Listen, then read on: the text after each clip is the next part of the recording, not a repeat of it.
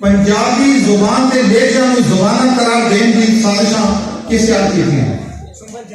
میں آج اپنے کے سارے دن رسوں 1961 کے اندر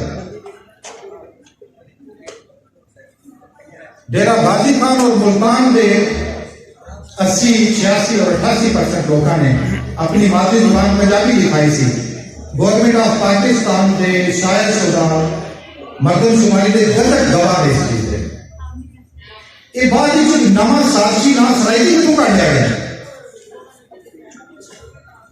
کدوں تک سامنے یہ چکر دے ہوگی. 1962 کے اندر چند سازشی شام پسند غیر پنجابی ملتانی چکٹ کر دے ہیں اور ساری زبان کے ایک حصے میں جڑا ملتانی لے جائے, ریاستی لے جائے, ڈیری لے جائے, ادھر ایک جیلی شناخت سرائیکی بنا دینے اور ریاست سپورٹ کر دی, اردو میڈیا سپورٹ کر دیا اس کو. اسی مذمت کرنے ہیں, احتجاج کریں گے.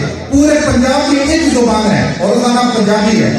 اسی پنجاب کے جغرافیے, پنجاب کی زبان, پنجاب کی رہکل کی کسی قسم کی تقسیم کو رد کرنے ہیں. اور میں اپنے پنجاب اسٹوڈنٹ کونسل کے بچوں کو ایک توقع رکھا گا کہ اپنی زبان کا, اپنے جغرافیے کا, اپنی رہکل کا محفوظ کریں گے.